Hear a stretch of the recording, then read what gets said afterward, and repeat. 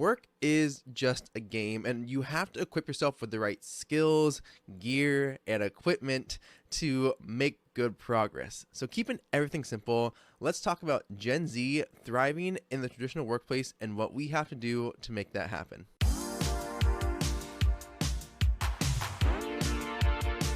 Welcome back to the Keeping Everything Simple podcast. I'm your host and fellow student, Michael Klukas, and on this show, we boil down complicated topics into simple, actionable tips. So, let's start off with the first segment of the show here, the complications. And we really want to dive into the fact that there has been a shift in work readiness in the past couple of years. And before the comments complain about this, because I know someone's typing about it right now, yes, the pandemic was a factor, and you can't deny that. But also, it's not the only factor, and we're going to get into that. So we're going to get like the lowest hanging fruit out of the way first here and talk about the fact that the pandemic did impact work readiness, and so did its unintended effect of a lack of internships. So the first problem here is the fact that there is strong value to be found in in-person jobs and internships. Now, when the pandemic did strike, there was this shift towards digital, and that was what had to happen to ensure the safety, the health of the greater public, and that makes sense. You can't just have a business run off to the side and be like, well, maybe this doesn't apply to us. It doesn't work that way. So there was this shift towards digital internships, or with less ability to actively go in person, meet people, and get this work experience that so many generations before would have benefited from.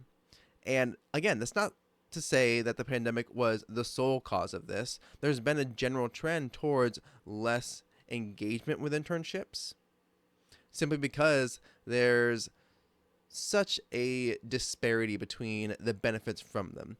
And I only say that because we have like Bo Burnham's song from Inside about the unpaid intern, which if you haven't seen Inside, I recommend you check that out.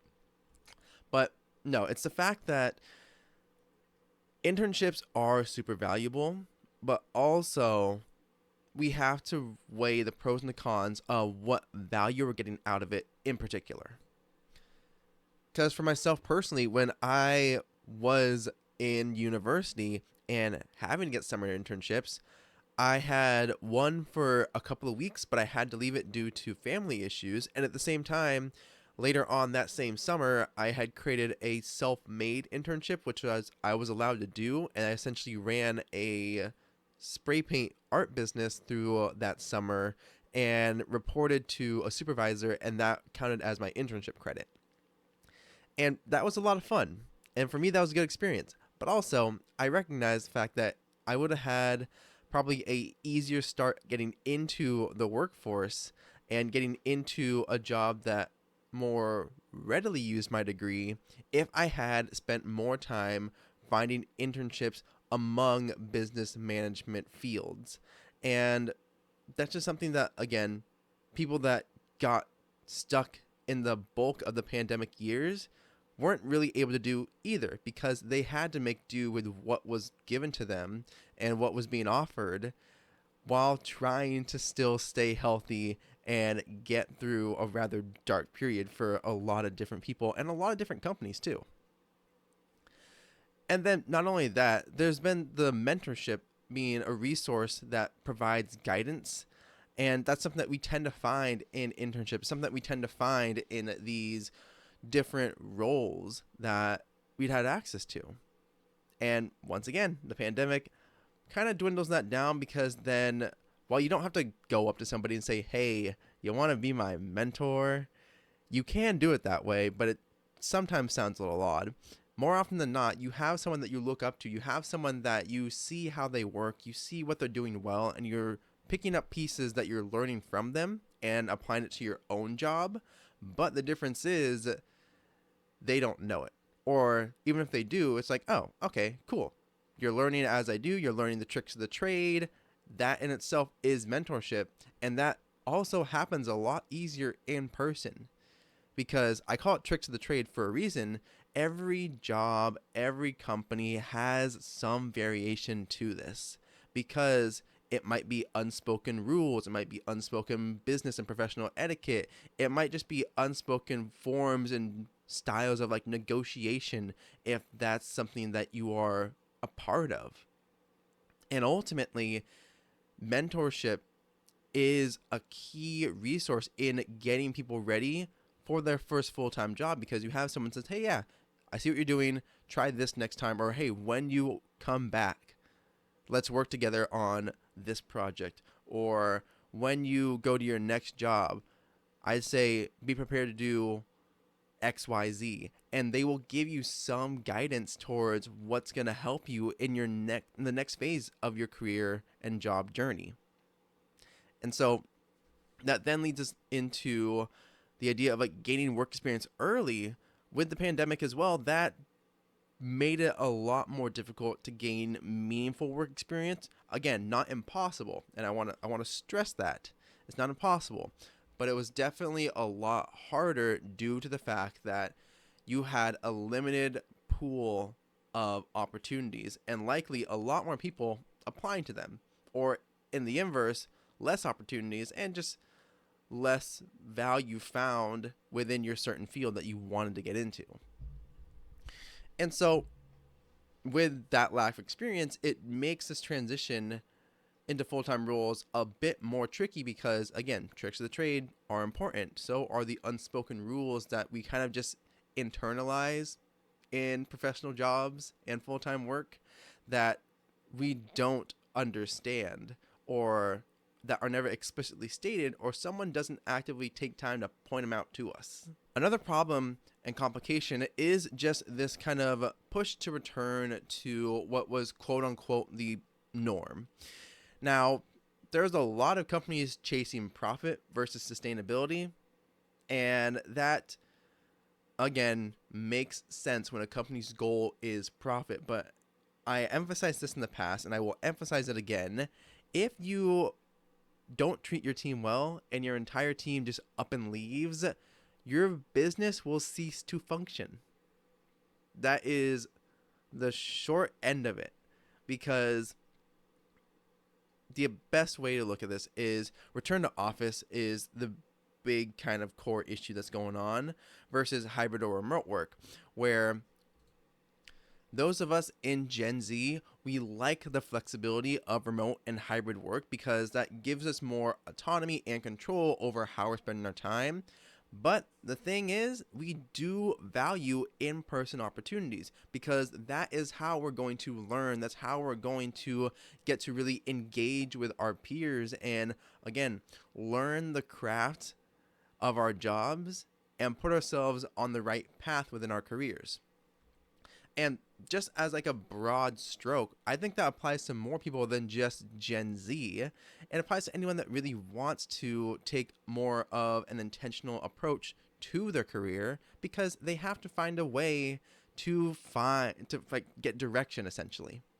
And with this push to go back to what we used to know, there can be value in it, but also the way that it's happening is not sustainable. And that's why I said companies are chasing profit versus sustainability. They have so many articles online anymore about this company is forcing people to return back to office. I'll pull this up real quick here. So if you're watching this on YouTube, we're just going to go straight to Google, return to office orders. So yeah. We just see article after article about CEOs and companies requiring people to return back to office. Like the most recent one that I know of is return to office for Rockstar Games that was initiated for the upcoming GTA 5 launch. GTA 6? The next Grand Theft Auto game. But there's been that big shift because the employees, the developers were used to, hey, I only have to come into work maybe once a week, maybe I'm fully remote, and I moved away because I needed to go to a lower cost of living city, and now they're being told, okay, you have to come back. You can't just up and leave. And then they're left kind of holding the bag thinking, well, why are you doing this now? Why are you trying to get us back now?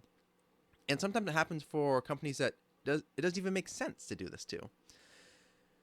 And so these past few years have presented us with what we know isn't the old normal, but is the norm for us entering the workforce. And that is remote hybrid work and flexibility, because so many more people, and especially management as well, benefit from this ability to take more control of your time.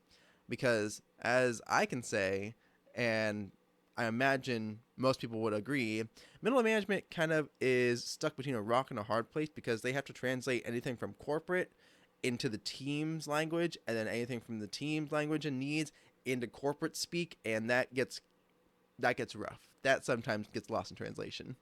Real quick, if you're watching this on YouTube and you are enjoying it, make sure you leave us a like and subscribe and turn on notifications so you know every time that I upload a new episode. It also helps me out so much. If you're listening to us on a podcast app of choice, make sure you leave us a 5-star rating, give us a follow. So once again, every time a new episode goes live, it will end up in your feed.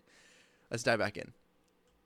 The third complication is kind of this questions of loyalty. And so we see plenty of examples of companies online or company loyalty being rewarded with like these gift cards and not much else.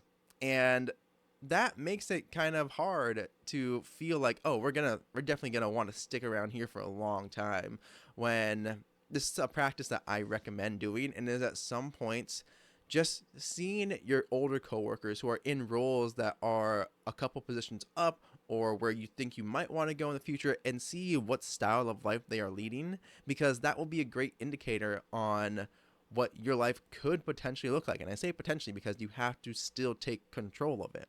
When I was working in retail and seeing the other team leaders and the other managers and the ones that are older than me, I'm thinking, wow, well, that's not the life I want to lead.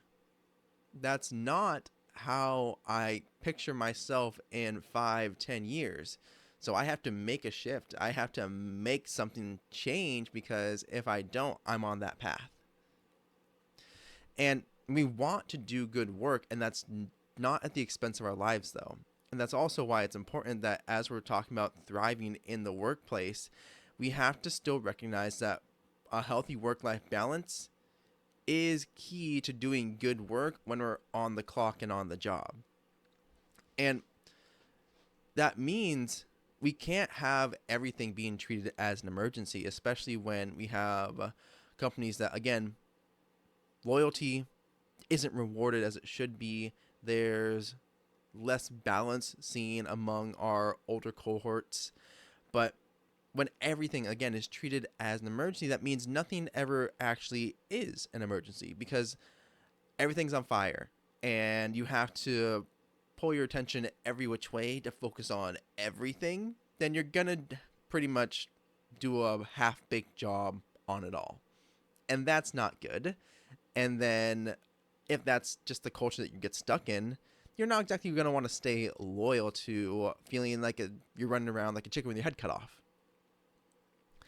And that's also why we now understand so much more the economics about switching jobs every 2 to 3 years, and how over the lifetime of someone's career, you will earn more money switching jobs every 2 to 3 years, because you are hitting potentially learning ceilings, earning ceilings, and then you have to be able to get up to that next phase of your career. And sometimes that means shifting a job, or maybe doing a lateral promotion to a new department, to a new team set, or to a new team to earn new skills. So comment down below, have you felt any of these complications in your own job so far? If so, let me know what they have been and what you've done to correct them or to thrive a little bit more in your current role. Launching into the second segment here, this is called like just the conflicts, because there's the complications which make it a little bit difficult, but then the conflict is where we tend to butt heads a lot. And with the idea of work readiness declining, this gives way to plenty of reasons to have conflict. So the first one being these bad hiring decisions where we have the employee versus the company. So not everyone will be a good fit for every role, and that is okay. I want to emphasize that is okay. Not everyone should be a good fit for a role. But what's not okay is companies making bad hires and then never ever owning up to it. Because I will admit, when I was in retail, I hired people I should not have hired. And that's on me. That's 100% and completely on me.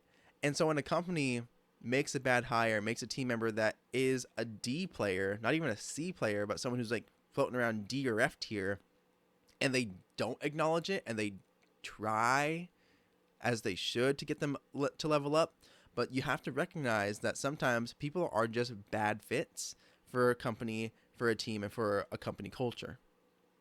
And this also falls on us, those who are applying for jobs, to apply for things that matter to us or actually match with our value sets and our skill sets, and not just because we're throwing caution to the wind and thinking, I need to get a job now. I don't know what I'm going to do if I don't have a job. We have to prepare a little bit better than that. And that's why I said it falls on us as well to not just blindly apply and not understand what we're getting ourselves into.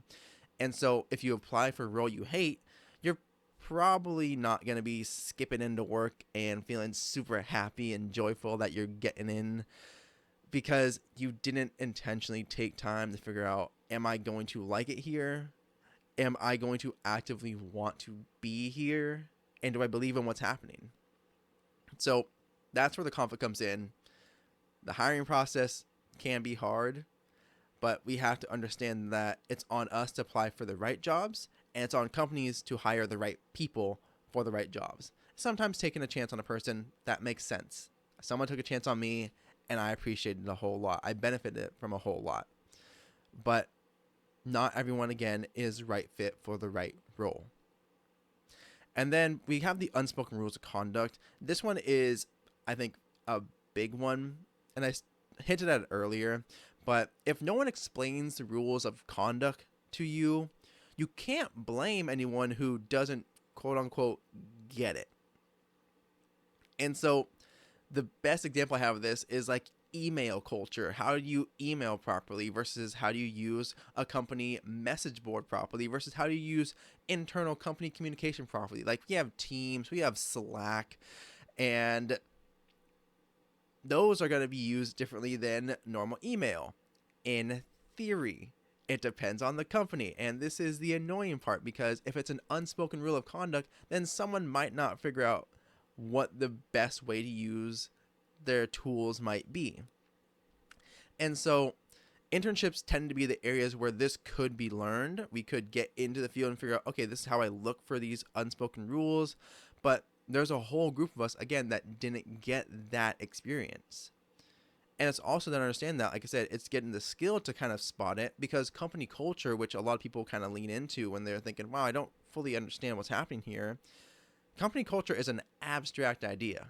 Like that starts from the top down, and from there, someone has to build it out and be super intentional about it and super intentional about fighting for it, because the second you start letting it slip, then it all just goes downhill. Unless you somehow manage to put the brakes on and rewind and get back on track. And this exchange, though, about the unspoken rules of conduct has to be a two-way street as well. So we need to ask. If we aren't sure, we as Gen Z, we as employees who don't fully understand at times, we have to ask the question and be okay with it feeling a little awkward. It feeling like, okay, I feel like I should know this, but we just don't sometimes. And that's the importance of asking. But then someone else needs to be ready to explain. We can't just have the expectation be that someone's going to ask a question and no one gives a good answer. Someone has to be willing to say, all right, cool, yeah, I understand what you're asking. Let me explain. This is how our, dress code works. That's a good example. This is how business casual works here. It could be One company's business casual is buttoned up in slacks. Another company business casual is jeans and a flannel. That's very Pacific Northwest, by the way. But that's just an example of these unspoken rules of conduct. And we have to be able to ask the question, but again, someone has to be willing to answer it, because if no one answers it, then no one's going to learn about it unless it's by trial and error, which sometimes works, but sometimes shouldn't be the way we go about it. And then the third conflict here is like expecting the career ladder to be exactly the same as it was in the past, because times have changed, and that's just in case you didn't notice. People with years of experience can forget what didn't come so naturally to them when they first started.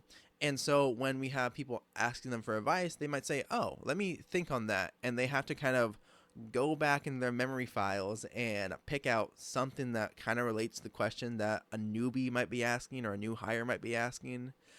And that can make it hard to get a right answer, or an answer that you feel is really going to help you.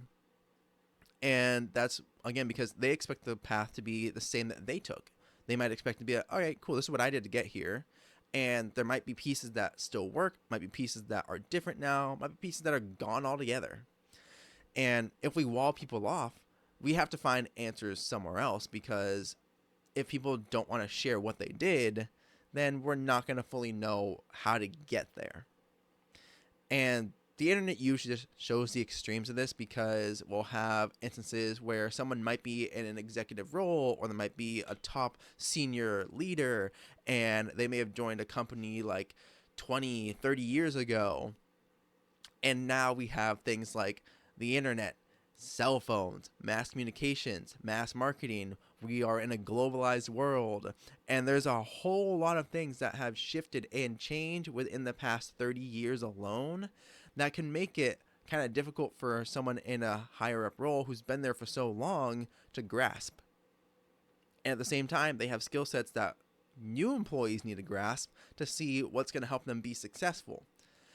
But it again shows this kind of disparity between the two groups, where the career ladder has shifted. I think probably in most professions, or most at least knowledge work fields, something has shifted.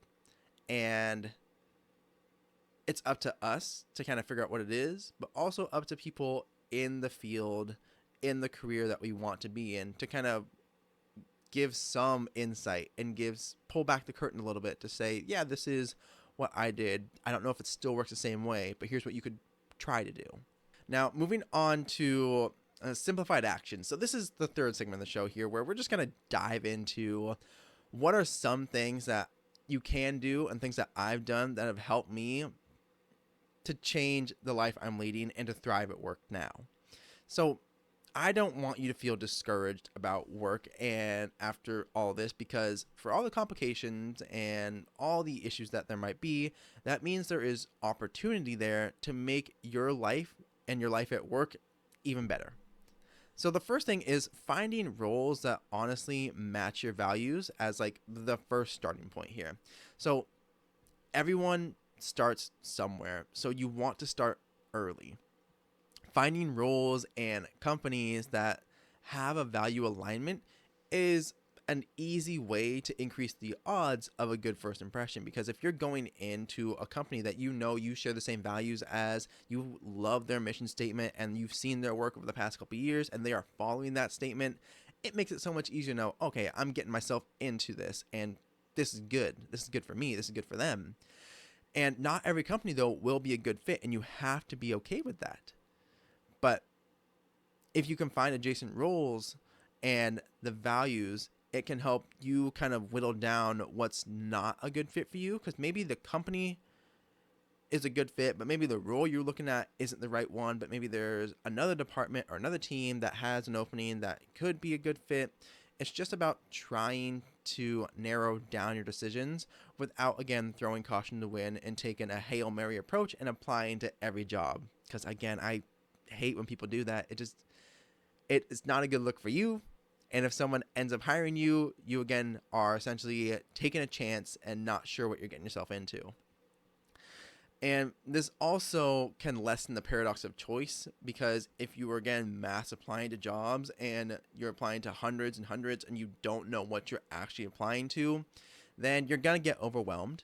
You're going to get burnout while you're applying for jobs, not even in the job itself. And there's going to be too many options.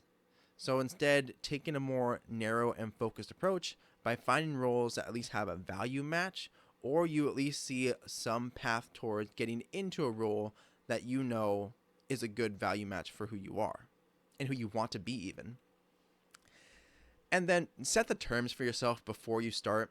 Now, know what you need in a job, not just what you want. I emphasize the need aspect of this because your needs are not your wants. And I emphasize this because hedonic adaptation is real. Like, in 6 months, if you are in a new situation, you will adapt to that situation and you'll be floating along just as you were before. That's hedonic adaptation. And by focusing on your needs beforehand, what you really need in a job to feel secure, to feel like you're advancing in your career, to feel like you are making an impact, if you can focus on that, then this will lessen the chances of you actually hating the role or hating the job that you're in, because you took time to think about, okay, what is a must-have for me to be successful and what's a nice to have. And that's why I emphasize this kind of in-person work versus hybrid work like debate, where some people that have kids, some people that have to drop their kids off at school, some people who can't maybe afford like daycare or childcare, they need that flexibility. That'd be like a non-negotiable. But maybe they could actively find someone to help babysit 2 days out of the week. And so they would need a hybrid work, but the want would be fully remote, because then they could actively be home and have time to take care of the kids and do everything else. And that's not too much of a far out there example, because honestly, for anyone that is in knowledge work and has the ability to do remote work and hybrid work, if you have kids, that's just one of the benefits that likely came about. And so that's why it's important for you just to set the terms for yourself before you start, because if you don't make it clear what you are expecting to do and what you're expecting to get out of it, then the company won't know either. And that just puts everyone in a bad position. And then also, when you do get into the role, if you really want to thrive and take ownership of everything, then you want to ask what 6 to 9 months later, what success is going to look like. And from there, work backwards. So we enjoy what we're good at. That's something that I've learned from Cal Newport and his work, but it's also something that I understand, where when I get very good at something, it is a lot more fun to dive headfirst into it. Like a great example is computer building, completely outside of the realm of my expertise like a year ago, but right now I've dove headfirst into it, and it's a lot of fun working with computers. But if you ask what you need to do to be successful, then when you are working backwards, by the time you reach that milestone, that goal you set for yourself, it will be so much easier, because you have actually were given a roadmap to figure out what to do and to figure out how to get there. And this means you aren't having to put in those extra hours without any direction or goal in mind. And this makes it easier for the managers as well, because they get to give you a distinct goal and a distinct path forward without you having to kind of just take a shot in the dark and think, okay, if I work extra hours here and I kind of raise my hand to volunteer for this committee and I do this, then that's not always going to be what's needed to get promoted or needed to move within your career with a lot more speed and intention. And so this makes it a lot easier on the managers and your boss as well, because it means less work for them. It means less of a, oh, I don't know what their goal is. I don't know where to want to put them. What do they want to do? It just makes it more of a conversation rather than a guessing game. The other piece of the puzzle here and the actions that I recommend for thriving at work is dressing the part.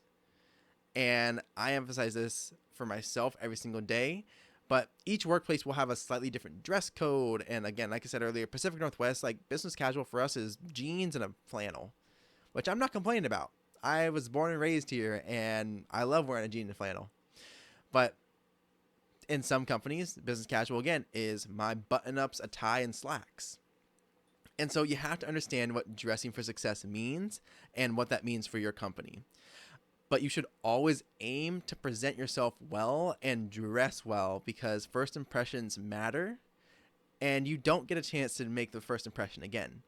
Because from there, you get to also emulate the success of others and learn from what they're doing. Because if I'm seeing a coworker who is dressed to the nines, doing great work, they're coming into work confident every single day, they are leaving confident that they've done a good job every single day, then I will want to emulate that. And that starts with the easiest route to go, and that is dressing the part. And sometimes as well, when you want to learn and find mentorship in roles and again make good first impressions, sometimes it just helps that you ask questions and that you actively try to just put yourself out there in a way that might not be comfortable in the beginning, but will help you so much more so down the line. And it all starts with just being intentional about what impression you are giving people.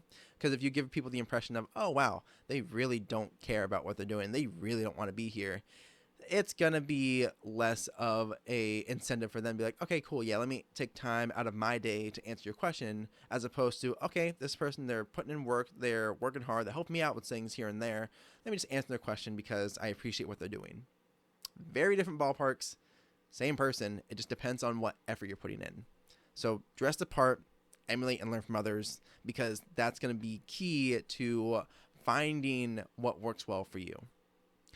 Now, I want you all to remember, though, that for every conflict and every complication that exists that makes you believe you won't like work or won't like your job or can't thrive in your own way, you should see it as an opportunity instead.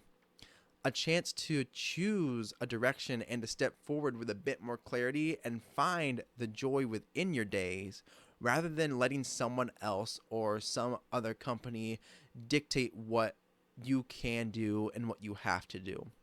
If we're intentional about what we end up choosing to do, if we are seeking out answers and building meaningful relationships and making good first impressions, then we're going to be able to have a much more impactful time in our career.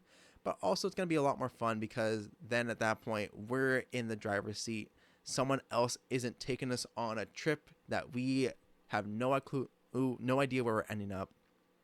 So be intentional about how you are setting workplace boundaries. Be intentional about what your needs are, and make sure that you are setting the terms for success before you even fully get into the role, so you know what your plan of action is. But with that, I hope you all enjoyed today's video and enjoyed today's episode. Don't forget to like and subscribe if you're watching this on YouTube. Again, ring that notification bell so you know every time I upload an episode.